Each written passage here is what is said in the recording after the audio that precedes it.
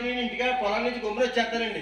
వచ్చి రాగానే మా ఆవిడని అంటాను, ఆమె ఆమె నాకు కూడా వచ్చిన రొట్టె ముక్క ఎట్టే అంటానండి. అప్పుడు మా ఆవిడ పెట్టిందా, అప్పుడు మా ఆవిడకి వచ్చేది సంతోషం సంతోషం ప్రేమ ప్రేమ. ఊరుకోండి ఊరుకోండి ఇంకా నెయ్యి. మా ఆవిడ కోపం వచ్చేద్దండి.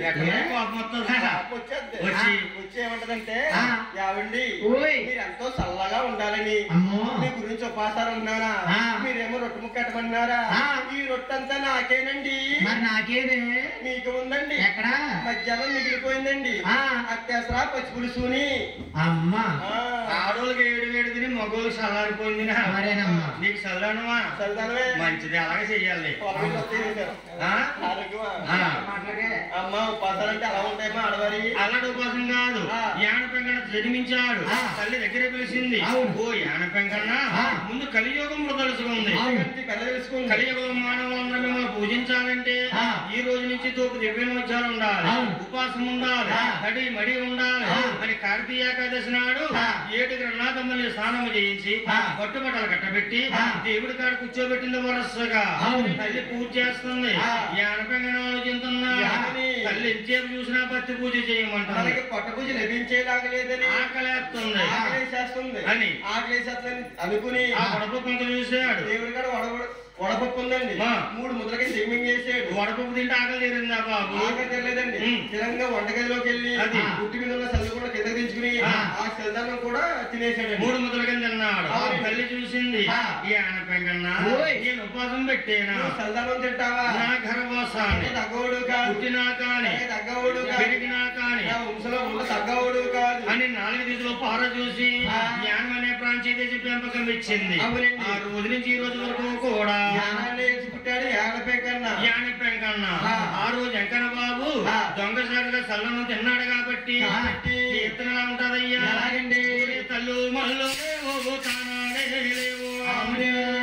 యానం ఎత్తునెల్లు తడి మడి ఉండదండి. కొట్టు సేదన్నాలు వినుంగా పెట్టు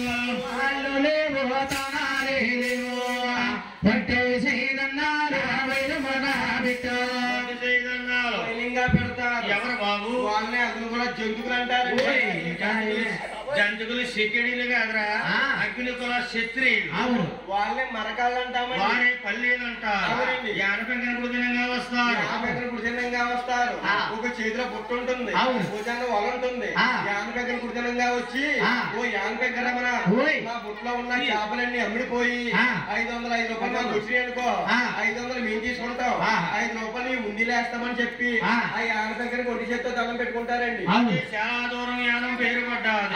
ఎంతమంది జన్మించారు? 5 గ్రహణాథములు జన్మాలు అయ్యామండి. అమ్మహారు గర్భమునందు ఎవరో జనమాలు వచ్చేడు వాడపిల్లు గర్భమునందు ఎవరో జనమాల వచ్చేడు. 6వ గర్భాన్ని జన్మించారు. వాడిపల్లి వెంకటరమణ. వాడిపల్లి అంటే ఎక్కడ ఉంది బాబు? అది రావులపాలు ఓపలంక చేరుపులో ఉందని చిన్నవాడపల్లి. చిన్నవాడపల్లి. ఆ వాడిపిల్లలు వెంకన్న బాబును పూజించాలంటే ఎలా పూజించాలండి? ఓ వాడిపిల్ల వెంకన్న, నాకు సంతానం ఇవ్వలేదు వెంకన్న బాబు, నాకు ఇల్లు ఇవ్వలేదు, ఉద్యోగం రాలేదు, నాకు పెళ్లి అవ్వలేదు, లేకపోతే వ్యాపారం బాగోలేదు.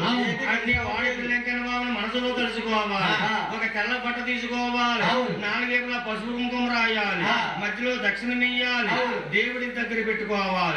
7 శనివారాలు వాడపల్లి.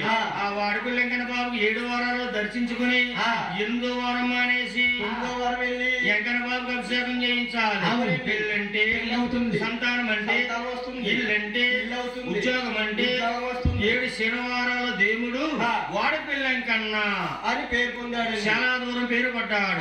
చూడండి మన గుళ్ళో వెంకన్న బాబు ఎలా ఉంటాడు? ఎలాగండి? రాజు విగ్రహం ఉంటుంది, సిమెంట్ విగ్రహం ఉంటుంది, పాలరాజు విగ్రహం ఉంటుంది. వాడపల్లిలో ఎవరో నిర్మించలేదండి.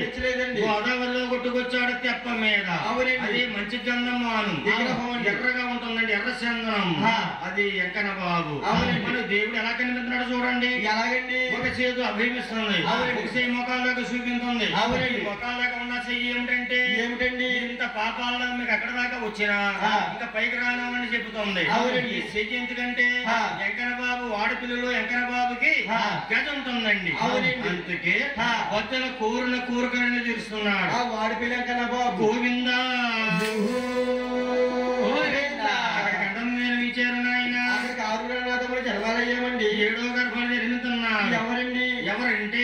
శ్రీ శ్రీ శ్రీ శ్రీ సాక్షాత్తు శ్రీ మహావిష్ణుమూర్తి ఏడుగుండ్ల వాడి కింద మారుతున్నాడు. ఎందుకంటే ఈ కలియుగంలో దేవతలందరూ బయలుదేరారు. ఆ వెంకన్న బాబు ఎవరు కృష్ణుడి దగ్గరికి వెళ్ళారు.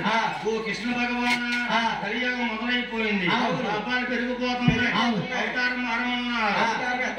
అప్పుడు ఈ శ్రీకృష్ణుడు ఏడుగుండ్ల వాడి కింద మారుతున్నాడు. ఒక్కసారి సభందర చేత గోవిందనామస్మరణ చేయించాలి. చేయించండి. అమ్మా ఒకసారి ఎక్కడో పుడతాడు కాబట్టి ఒకసారి అందరూ గోవింద అనాలి. గోవింద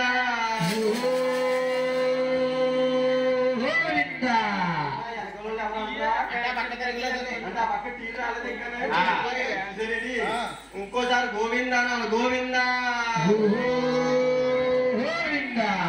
తమ్ముడు అప్పని పిల్లలు ఎక్కడ బాబు ఉన్నాడా?